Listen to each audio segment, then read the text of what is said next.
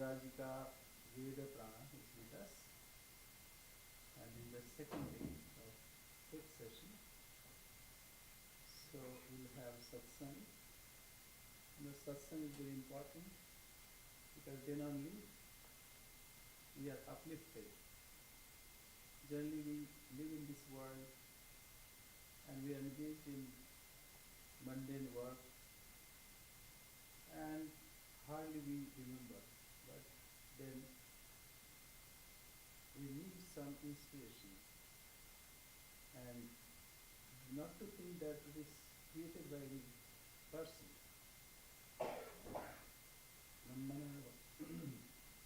My devotees,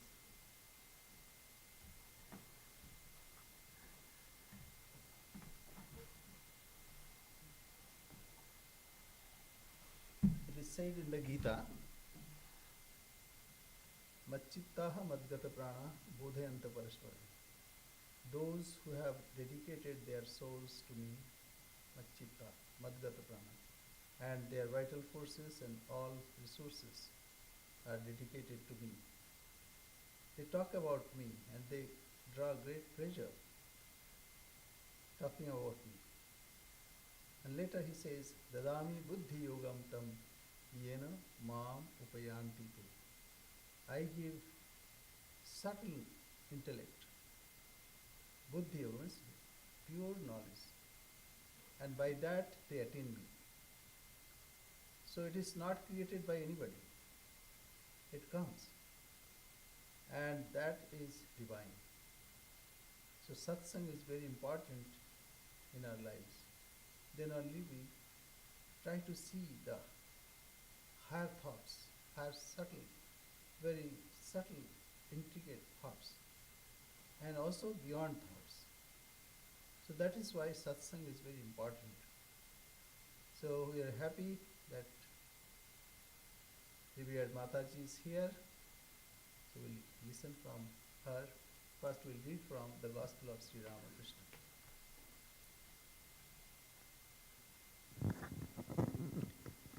I'm reading from the Gospel of Sri Ramakrishna, M. at Dakshineshwar.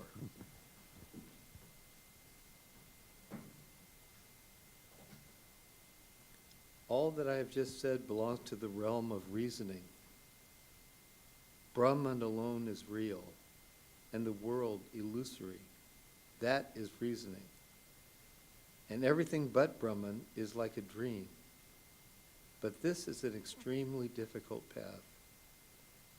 To one who follows it, even the divine play in the world becomes like a dream and appears unreal. His I also vanishes.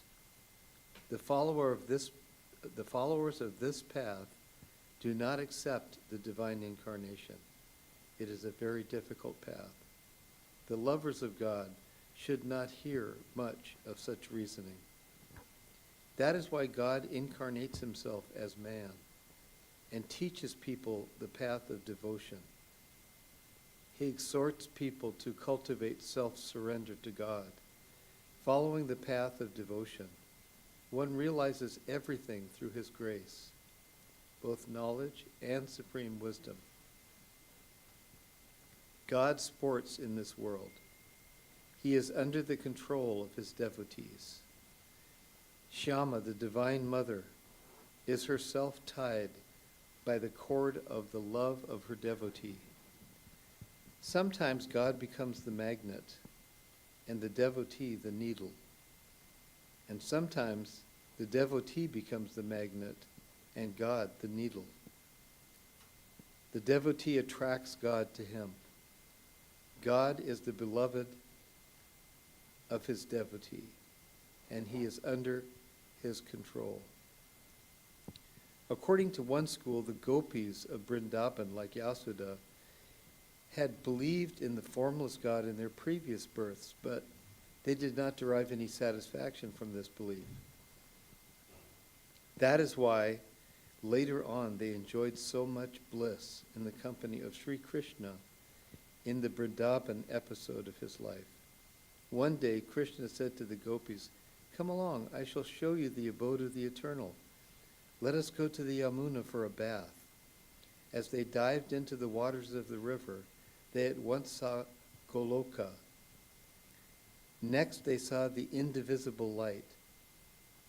Thereupon Yasuda exclaimed, "O Krishna, we don't care for these things anymore. We would like to see you in your human form. I want to take you in my arms and feed you." So the greatest manifestation of God is through his incarnations. The devotee should worship and serve an incarnation of God as long as he lives in a human body. At the break of day, he disappears into the secret chamber of his house. Not all by any means can recognize an incarnation of God. Assuming a human body, the incarnation falls victim to disease, grief, hunger, thirst, and all such things, like ordinary mortals. Rama wept for Sita.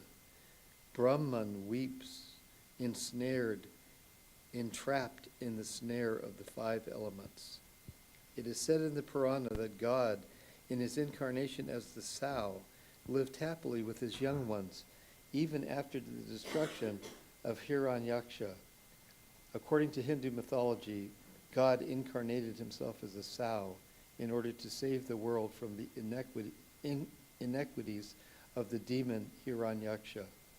As the sow, he nursed them and forgot all about his abode in heaven. At last, Shiva killed the sow body with his trident, and God, laughing aloud, went to his own abode.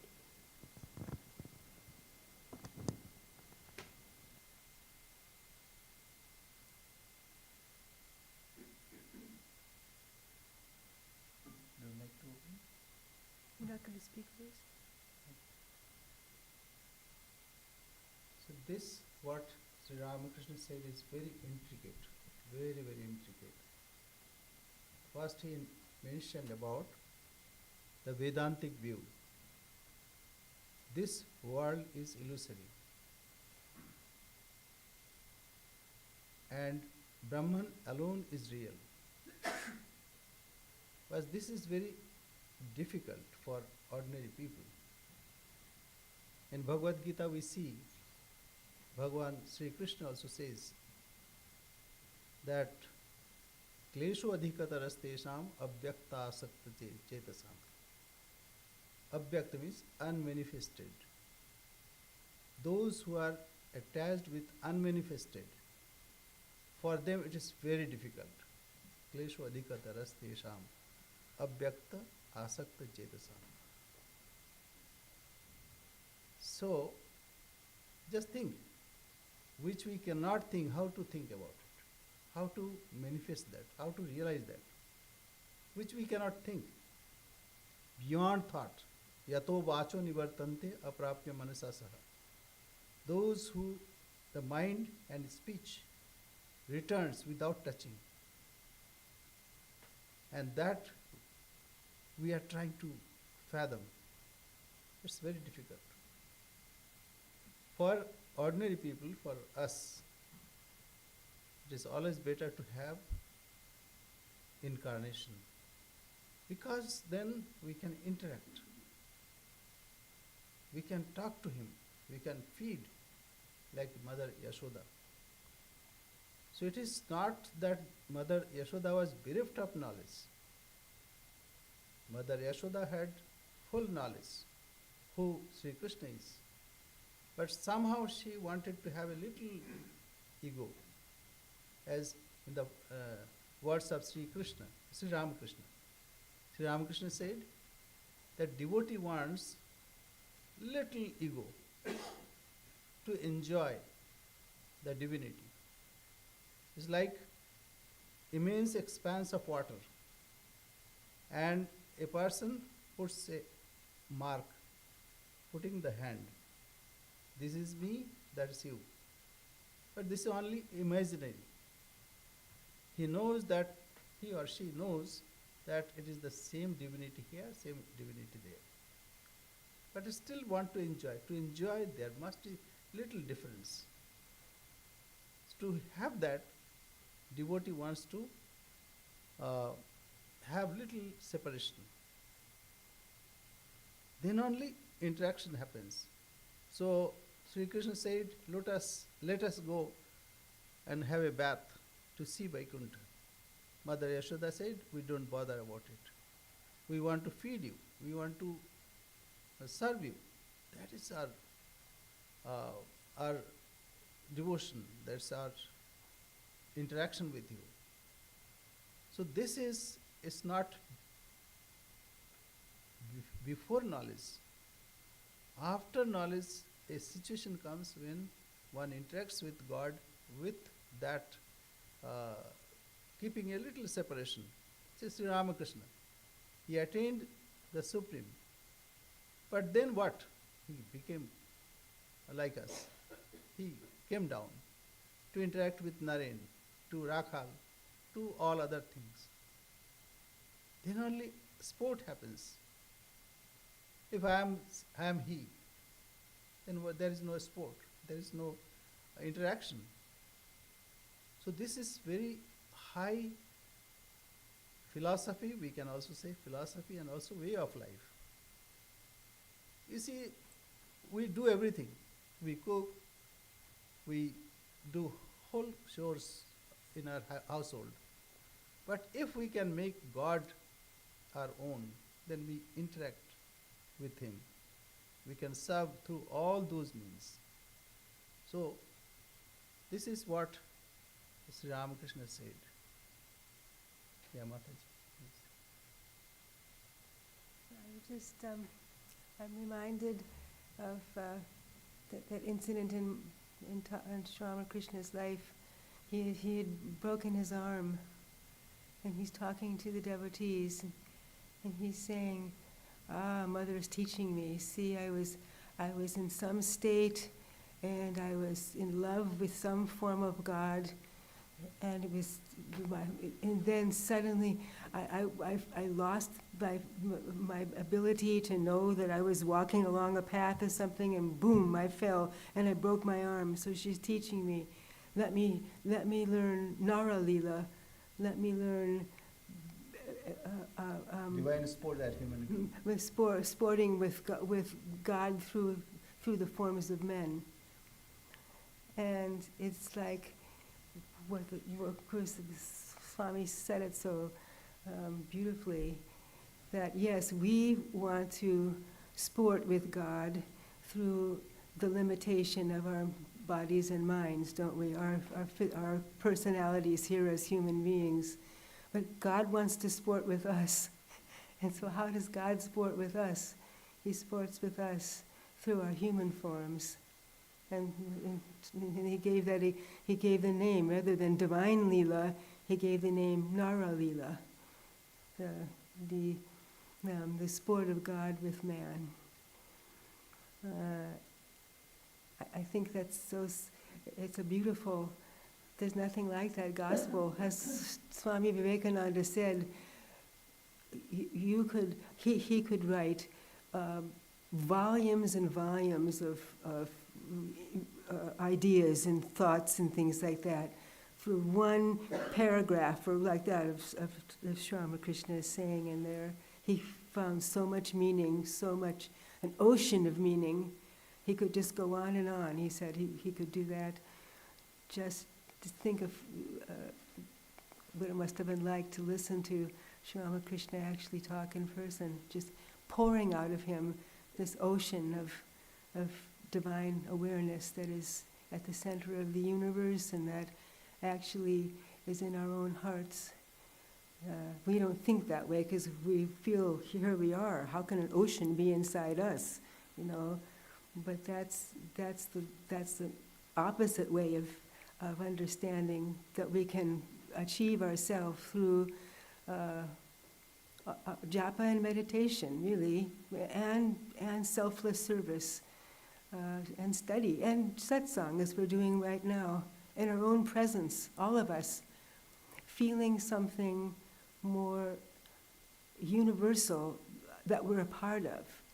That's the beginning, let's say, interconnectedness, like that, of this ocean, that we really are beyond our bodily and mental makeup. As they say, like, what Sri Ramakrishna was saying about that there is something beyond speech and mind. So so the people that are devoted to this beyond speech and mind, that's difficult. How can we imagine that? But I think we can imagine that in our own way, especially I think maybe in our attempts at meditation and japa every single day, and at the same time our interrelations with ones we live with. And that's satsang, wherever it is. I mean, if we have that intent, if someone comes to you and they're talking to you and they're looking right into you and they're saying in their own, maybe they're not incarnations of God now, they're one of us, and they're saying, I'm speaking to God now. I'm speaking to the God in you. And they mean it. They feel it. They're trying to feel that. There is a special awakening power that is there in the intent of our own hearts. Does that make sense to you? And it's, to me, this is a personal, I guess, I don't know if we're supposed to be talking about personal song. But anyway. You can please. Go ahead. But the perfect example is Mother. One of the senior swamis, he described her like this. He said, Mother swallowed the transcendental. And she manifested it as in the most simple, ordinary life in this world. Ordinary it's ordinary, but it's utterly divine and extraordinary. And there was no outward show about it. That was Mother. Anyone who lived with her, they caught that. She didn't have to give big talks or explain something philosophically, though in her simple language she spoke the most high spiritual ideals in just the most straightforward one-to-one terms with whoever she was with. So, and Sri Ramakrishna knew this. He said, I'm going, but I'm leaving you. You see, I've done so little. You have to do much more. You have to manifest to this world the motherhood of God, the mother heart of this universe. And she's, I can't do that. But you're going to have to, because I've really done so little. That's what he said to her. I've done so little. You have to do much more. And so she did. For a long time. After he had Mahasamadhi. Okay, 2 points. Say, as mother, as she said, Mother or Sri Ramakrishna.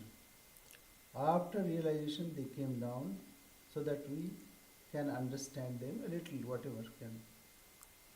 Now, this understanding also, there is a point. As of now, we may understand a little. But Sri Ramakrishna said, suppose somebody is going to Puri, that he gave example. Puri means any place, say Washington DC. And he has started to go to a wrong direction. Somebody will come, my good man, this is not the way, go to this way. So, in the beginning, we may have some misunderstanding or not proper understanding. But God knows our heart. He comes and He corrects us, shows us the right path. So one should start wherever one is. And in the beginning, Sarvaram Bhai Doshena Dhume Nagni Rivavrita, as Gita says. All the undertakings are with some faults. As we start a fire, so in the beginning there is a smoke. And then gradually it refines.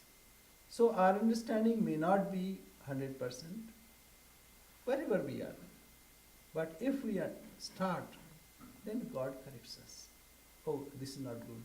This is the right path. He inspires us. And this is not story, this is reality. Never it happened that wherever he was required, he did not reach. Rather, we are short of it. We have so many desires to fulfill that we hardly take refuge at his feet. So, wherever we are, we can start, and he will guide us. There is no doubt about it. And secondly, we have to see, Sri Ramakrishna behaved like that. Somebody said, why I smoke, Because Swami Vivekananda used to smoke, you see. So then somebody said, it's like Shiva also used to have, people say that marijuana. So I am taking this. But Shiva also took poison. You have to take poison also. Swami gave so many lectures, but we only relate only something. So we should not equate with the incarnations that we have reached that stage. No. With our limited understanding, we start, and then they will guide. So that's the point.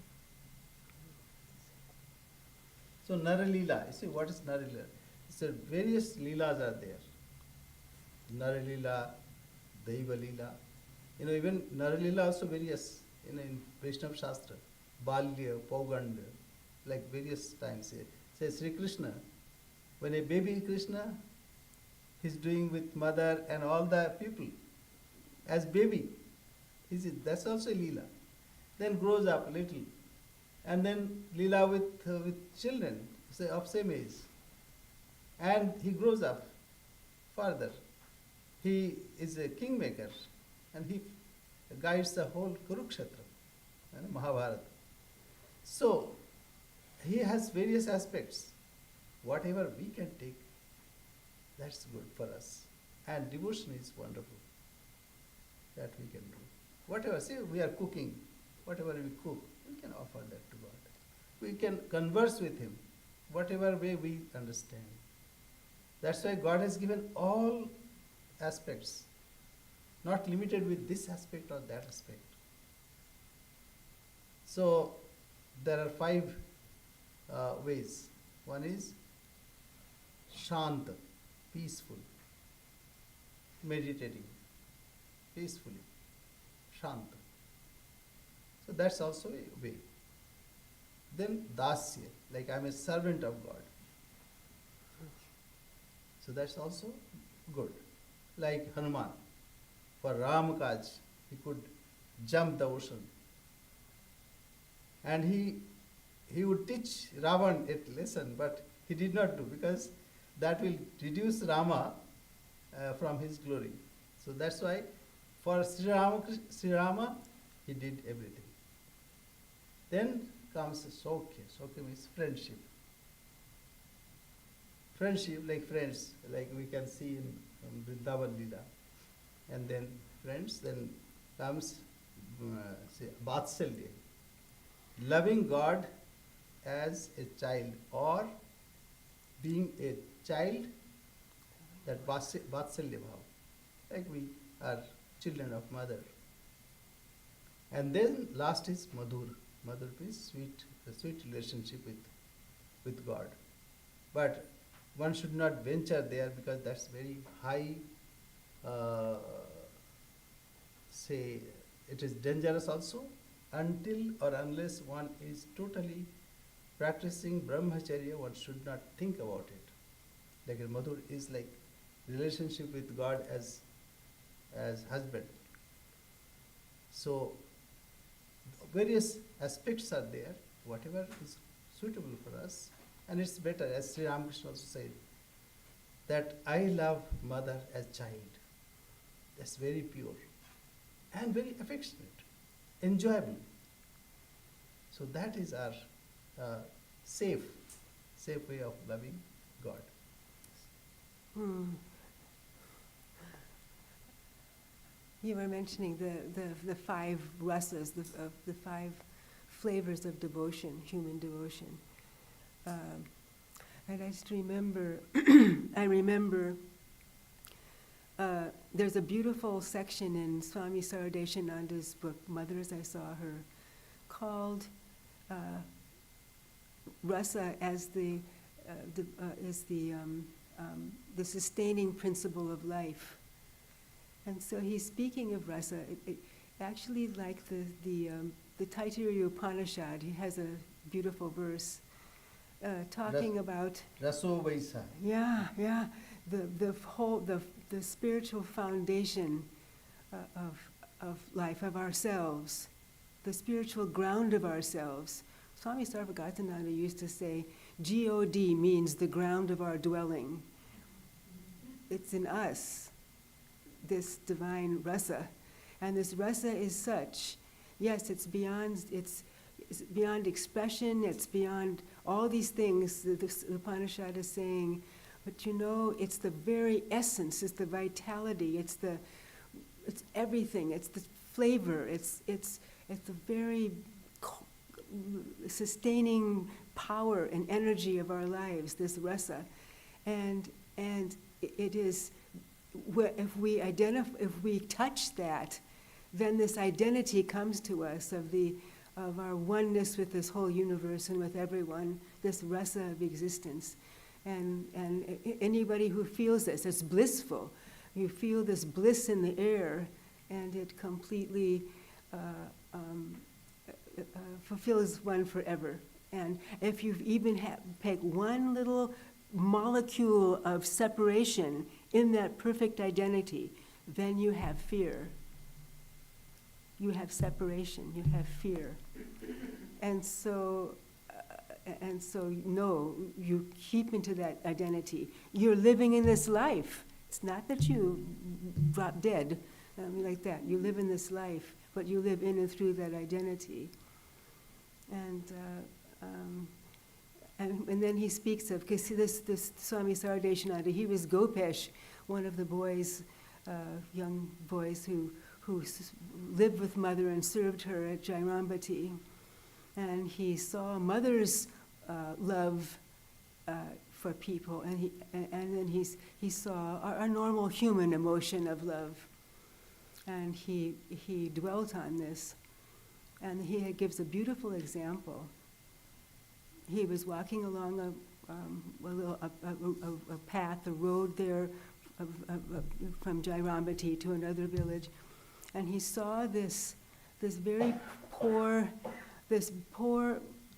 tall, thin, dark-skinned man, full of dust, his clothes all tattered, and he was running after this huge herd of buffaloes through the meadows, through the jungles, and he had stopped because there was his wife with his little baby daughter, and he takes this little child in his arms and holds it to his heart.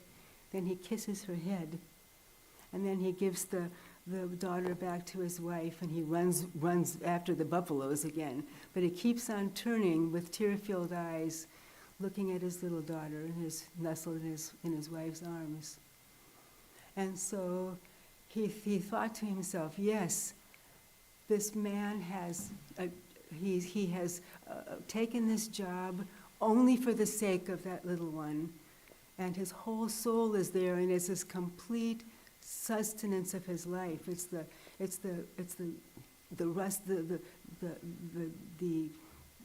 life-giving energy and energy of his whole life is centered there. And then he thought of mother, because he thought, then he said, because he said later on, this herder would have to realize deeper manifestations of that love that he had in his heart. It would have to grow and deepen, because the daughter would grow up, She would probably leave his home and go to her husband's home, and he would have to feel great joy in her new life. And it would give him such a deeper perspective, like, to whom does this daughter belong? Is she mine? Who does this daughter of mine belong? And said, but mother, he would say, her love didn't need to grow and deepen. She was the whole of that rasa of human love, because she was divine. And that divinity, that again, that ocean of divinity, of pure essence of this existence, at the center of this universe, these divine incarnations come to us full of that. Everything about them, their very touch, the very words coming from them, that is the whole ocean coming to us. And we, like our intelligence, there's an illustration of our intelligence, because it's the deepest part of our minds, or the highest part. Mind is matter too, but a subtle matter. And so the intelligence is very fine matter, very fine, so fine it's almost transparent. So it's been likened to a mirror. And that mirror reflects almost like on one side, but it makes it too physical to say it this way, but one side it reflects the whole ocean of God, the light of God. The other side reflects that light coming into our physical and mental life. And so it's like a ray of life, a pinpoint of life, like that. And so you can see the divine, so if our love, our human love, which we kind of confine to the mental and physical beings of the people that we relate to begin with, like that, it deepens and deepens and deepens. It's no longer just a little thread of light, like that, coming through our body and mind, okay? It becomes like, it starts to feel that connection, that reality that's the whole ocean, that's Lord. And we slowly turn inward towards that. And so that's how we learn this total rasa of existence. And even so, this is what I think Swami was saying this, even so, it's like, anyway, it's like that ocean, if the incarnations are the whole of it, let's say they're the huge tsunami waves of that ocean, huge, huge, huge, and we may be the little wavelets, huh? And yet, it's the same water. The same water in these huge incarnations, in these little tiny wavelets. The same light that's the whole ocean of light is in that little tiny beam of light that completely illumines our life, our individual lives, like that. And so, rasa, and so that's. Okay, rasa maybe is just. Rasa may not be understood. What is rasa? Rasa means like sapidity. Sapidity. Like this water has got taste. Similarly, as she gave the example of a person who was tending buffalo, her love for his child, so that relationship has sweetness. So this rasa, like vatsalya rasa, rasa means like loving a child, that gives a sense of joy. So like that is like sapidity. So this rasa is very difficult to explain. But rasa makes us united. When we have, say, love for God, and as a friend, so we can argue with him, we can talk with him, even say Sri Ramakrishna also in his life, sometimes he would make fun, and very ordinary fun. So to show that various kinds of relationship and that sweetness out of that, like that example, love for child, similarly love for mother, love for father, that sweetness, that sweet relationship, that is rasa. Raso vaisaha. this rasa comes from God. He alone is source of rasa. So that's sapidity or sweetness, what we call. So that's why it's very difficult to explain what is rasa. Secondly, that another thing she said, when you feel separated, when there is no rasa, you feel separated. And when you feel separated, oh, God is somewhere sitting there, and I'm different. Then comes all fear. Dvaitad bhayam bhavati. When there are two, then we are afraid. See, when we go in darkness, we are afraid. Why? Because we think that there is a ghost sitting there. And as soon as I go, then something will come. Or some fear of unknown. So that means we are always afraid when there is some other agencies there. But through rasa, we are united with God, the fear will go. Then there is no, and then we are not separate from God. We are one with God. One more thing, like ocean and river.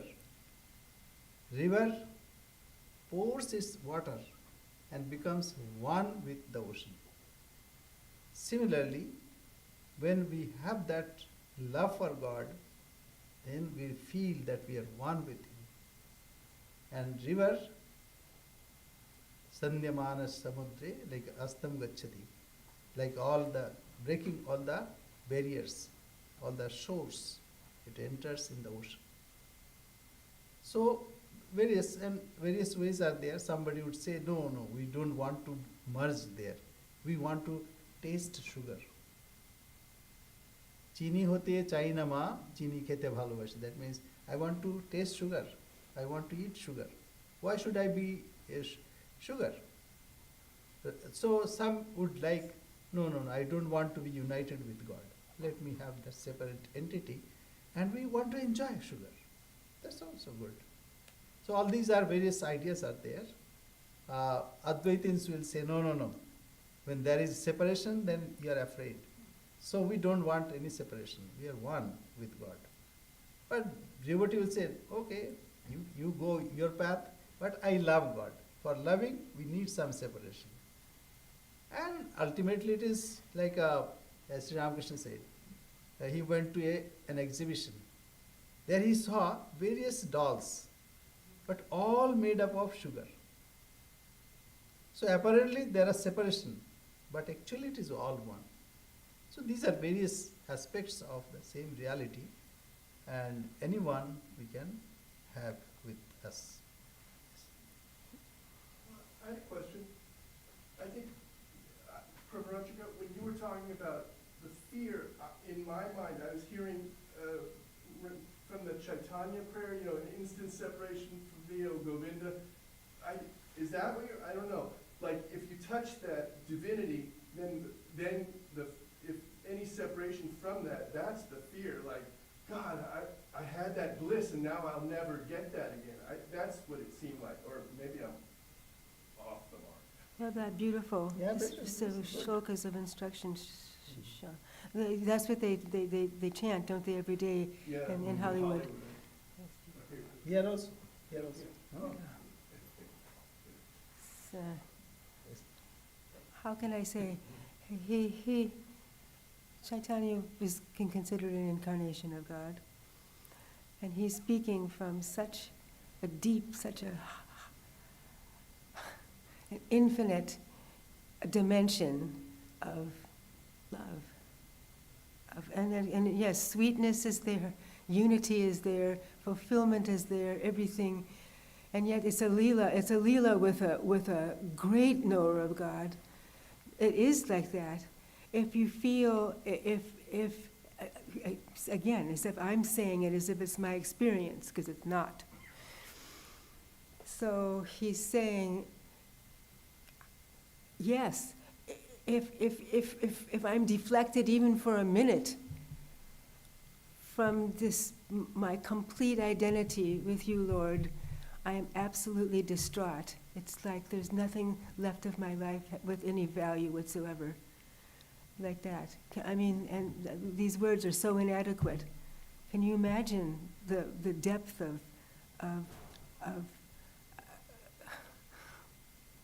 that love, of that communion with God? It's kind of, it's certainly not something you can put into words, is it?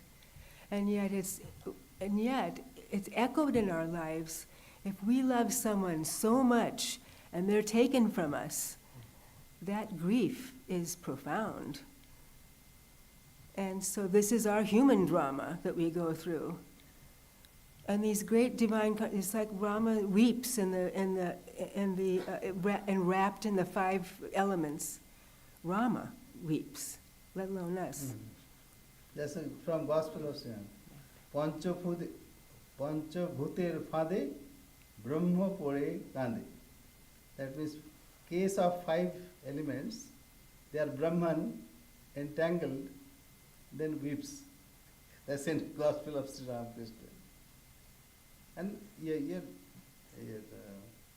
your point is valid. So say their separation, same separation. Yes, not. That's a beautiful. I love that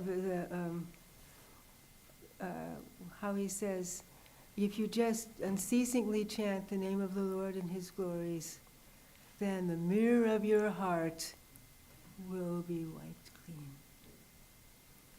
And that's anyway. Swami Vivekananda refers to our intelligence as a mirror at one point. Anyway, that doesn't matter what he's talking about. Please go ahead. Don't hide yourself. In Sankhya. It's in the Sankhya talks, you know, okay. which were the first. Actually, they were what was the original, as it were, Jnana Yoga classes he gave in New York, and starting in 1895, going to 1896, like that. Those were all his Sankhya classes. Swami Sardananda brought out a book, I think in 1907, called.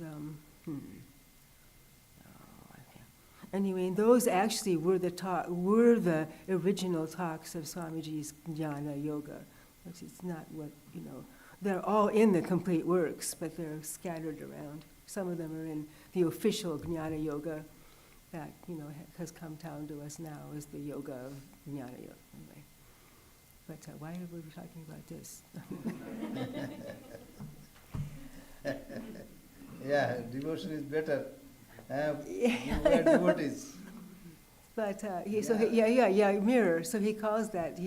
I always kind of equate these two things, the mirror of that, because the first time I heard that in Hollywood, I've never heard that prayer before. I think it's a beautiful translation of Swami Prabhavananda's. I think of his.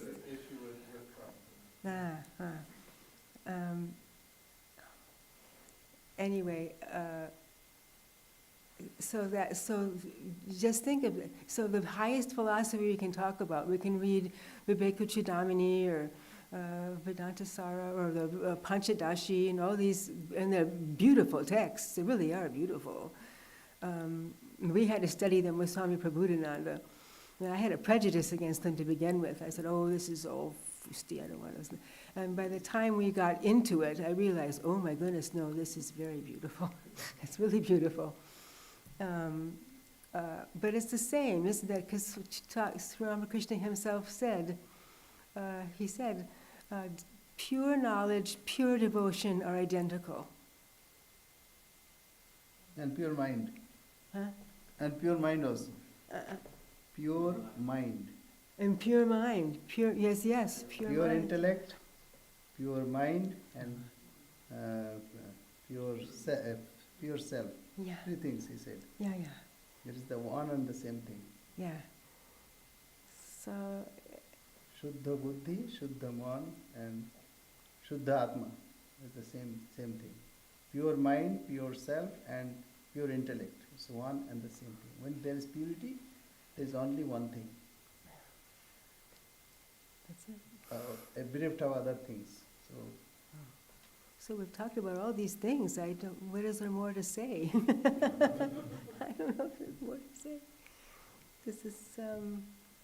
This is what we're here for anyway. We're here to feel more and more and more. And there's so many ways to say it. You want to speak of like karma yoga. I mean, there's a beautiful book of short stories by Leo Tolstoy. Maybe the 23 short stories. Anyway, Swami Shokanandi said these are scripture. Because, there's one called Where Love Is, God Is. That's a beautiful thing. We should read that. Get some translation, because they're all translations from the Russian. Really, you should read that. And there's a small one called The Three Questions. This is karma yoga. And he was a king. He said he wanted to know three things. He wanted to know, well, what is the best time to do what you need to do? And what are who's the person you should really pay attention to? Who's the people you should pay attention to? And what's the most important business that we should be attending to? And he wanted to know this. And all people came from, do you know this story? Yeah. So people came from all over the kingdom because he offered a big reward, so of course they came. So, and they gave their answers. The cobblers gave their answers because, well, it's all about, mending your shoes and this and this and that and this. So anyway, and the musicians came and the building builders came and all this. Okay, none of these answers. Astrologers also came. Huh? Astrologers. Astrologers. They So all. this time is the You, best you, time you to- know that. You know that. Oh, you probably could take it better than me. No, that's okay, that's good. So he was not satisfied. So finally, this person said, "There's a hermit that lives at the very edges of your kingdom. You should go ask him that question." And so he said, "But you don't go in your fancy clothes. He's so simple. He's so plain. Just go in regular clothes and go see him." So he did this. He went through the forest and he found this hermit, and the hermit was tending his garden.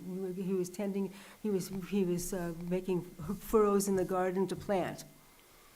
And so he came to the hermit and he said, and he said, "Hello, friend, what can I do for you?" And the king repeats his questions to him.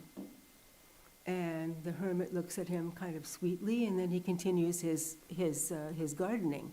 And so the king kind of, oh, okay. So he waits, and the hermit's doing this. And pretty soon the king is thinking, oh, he's kind of so old and frail, I should help him.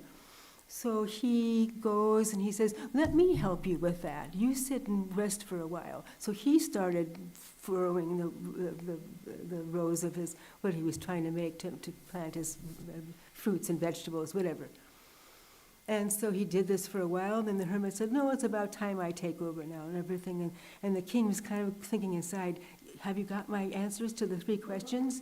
like that. But he didn't. He was kind of all right. So then the hermit takes over again. And so at that point, it was getting towards the end of the day. This man came rushing out of the forest. He's bleeding terribly. And the king goes, oh, and he runs to him and he takes him in the hermit's little hut and he washes the wounds and he carefully covers them with some dressing. And so then he's waiting anxiously through the night. This king was sort of, this wounded man was kind of in a coma. And then he comes out of the coma and he's staring at this man. And he says to this king, he's staring to the king and he goes, "Please forgive me." The king says, "There's nothing to forgive." He said, "Oh yes, you don't know. I am the brother of that king in the neighboring kingdom that your soldiers killed in trying to acquire that kingdom for your kingdom. My brother was killed, and I vowed I was going to do the same to you." And I was waiting in the forest for you to come out of this hermit's place, and I was going to kill you. And now look, you've saved my life. But his soldiers, king's soldiers, injured him. Yeah. So he came. Yes, so because the king's soldiers who were waiting for him, they caught the man and they had a fight, and they wounded him grievously. Anyway, but the king is just abashed. He said, "Your brother died because of my army coming into your." He said, "You have that kingdom back. I offer this back to you." And so anyway. And the man is just, anyway, so of course they became, really and truly they became friends. They completely, this neighboring king's brother ended up loving this other king. Okay. And so then this king finally asked the hermit, it's the next morning. Yeah, he was tired and then he slept over. Yes. And he comes the next morning and he says, "Now will you answer my questions?"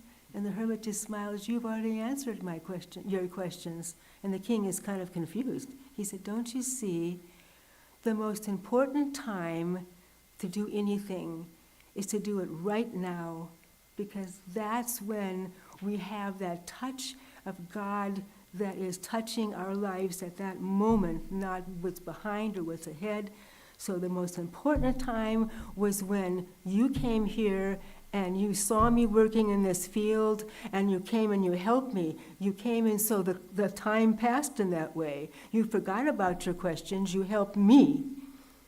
So the most important time is right now, to do right now. Then, who is the most important person? Of course, it's the person that's right before you. It was me to begin with, and it was your enemy that came out of wanting to kill you. So the most important person is to tend and to do him good. That's the most important business. To give to him, to recognize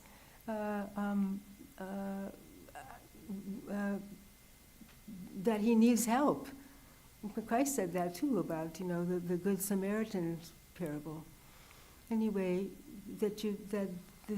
so the most important time is right now. The most important person is because you see, the person before you, you don't know in your life if any other person you ever see anybody else. That person right there is the most important to you, should be, at that moment in your life. And then the most important business, of course, love him, help him. The present duty. Yeah. So the most important time is the present time. Yeah. Most important person is the present person. Yeah, that's with whom you are interacting. That's it. Yeah, and the most the duty that you are doing, that's the most important work to do. That's it. Yeah, that's it. So that was the 3 questions. And the other one is longer, Where God is Love Is. There's many others besides. It's a little book that has been translated many, many times, many editions.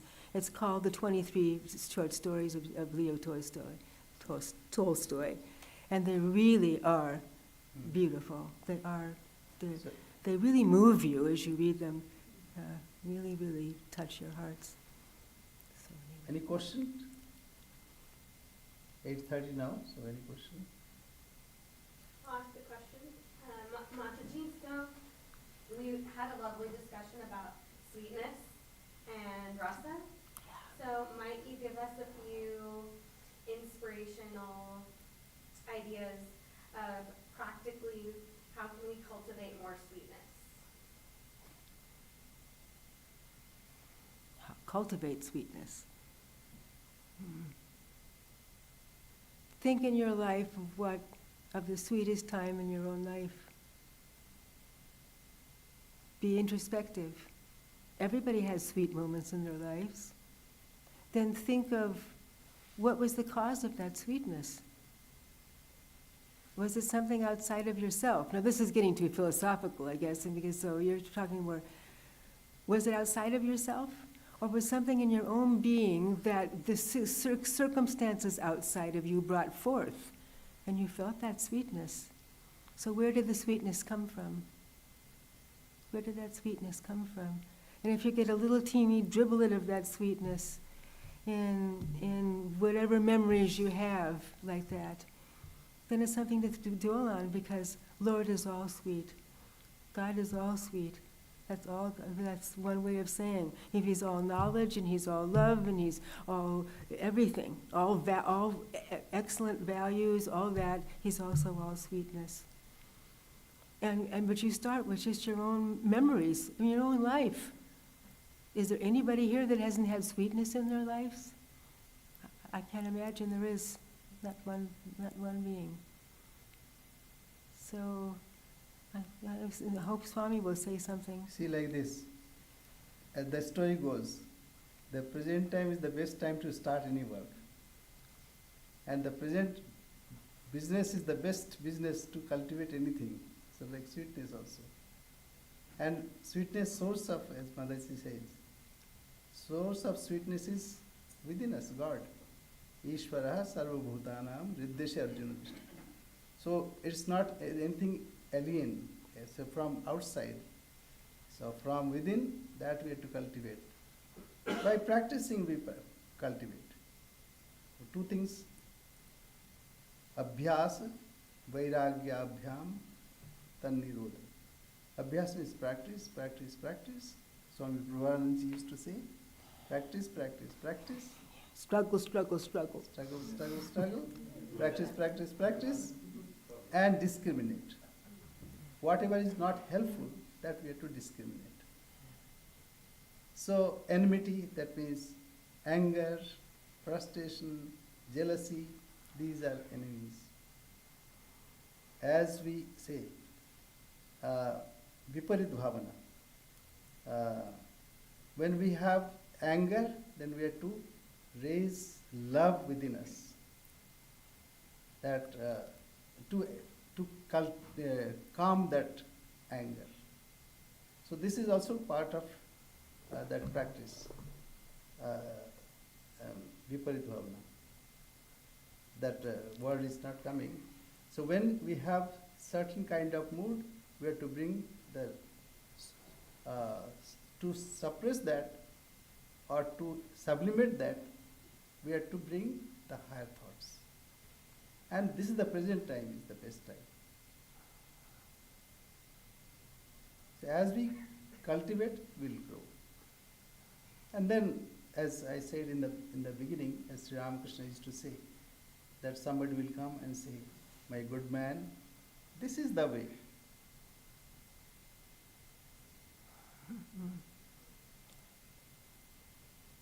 So very good. Any question? Any other question? Because we have about 8:35, our stipulated time. I had a question. Okay, yes. We all wait for your question. Like then, so can God be deluded in his own Maya in incarnation? Because Okay. Mataji? Okay, repeat your question so that she understands, I mean that it is audible and understandable. in the incarnation, can God be deluded by his own Maya? No. Okay. Is God deluded by his own Maya when he is incarnated?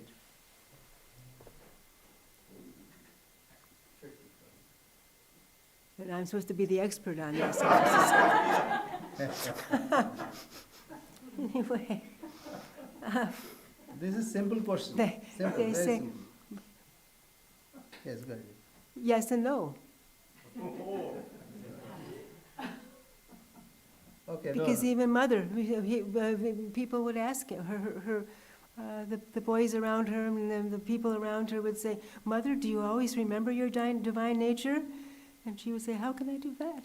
I mean, yes, she said, but in an instant's moment, I mean, just in an instant, I can have myself, withdraw myself into that divine nature, yes, like that. Otherwise, how could I exist here? I'm playing a this is my words, not Mother's. Like I'm playing a human role, aren't I not? If I'm going to play a human role, how can I be, Divine Mother, right? You can't do that. So they're both, I guess, Okay. Yeah, you Because this said. is called paradoxical questions. Paradoxical. Those who do not believe in God, they say, can your God make something which he cannot lift? Paradoxical question. Can your God make something which he cannot lift? So if he cannot lift, that means he is no God, he is powerless. And if you say, no, he cannot create, then your God is false. I mean, it's a limited God. He cannot create such thing. So either way, you are defeated. But what we say? See, like aeroplane. Aeroplane is very heavy. Can anyone lift? No. But we have some device, aerodynamics. We run it in the beginning, and we have certain speed, and then we are flying. So we can create something which we cannot lift. But we can lift in another way. So is God is a victim of his own Maya? Is he limited because of his own Maya? No. It is impossible. See how. When you play a drama, say suppose you are playing a drama. You are a beggar in drama, or you are a king. Are you really a king? You play that. That is why it is called Leela. Divine sports.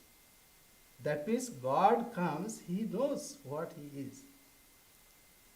And sometimes he'll show like that he does not know, as Mother said. But all the time it is very much clear. Even live alone God's, we are also divine. We also know all the time that we are divine. Because in and through divinity we interact. It is impossible that we are human being and we interact. But still we think that we are not divine. See, every day we leave this world. We go to sleep. We forget this world.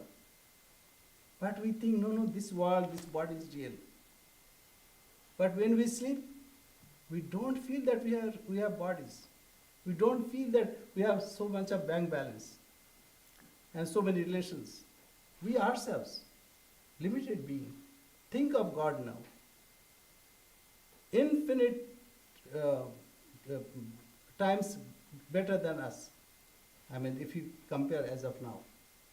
If we can think we are divine, and all the things are coming and going, every day we experience. We go to dreamless state, everything is forgotten. So if this is happening within us, think of God who is Chaitanya himself, Sat Chit Ananda Swarupa. For him, he plays. That's why it's called divine play. Sri Ramakrishna and his divine play. So he's not entangled in this Maya, but he shows like this. Like a drama, an actor, he plays a beggar's role, or sometimes enlightened soul, but he knows I am not that. So this paradoxical question can be answered like this. So God is not entangled because of his Maya, but he shows and he plays like that. Sometimes as Sri Ramakrishna, and she gave example, that Sri Ramakrishna hurt himself breaking his arm because his mind was soaring high. To bring it down, Mother said, no, don't soar high.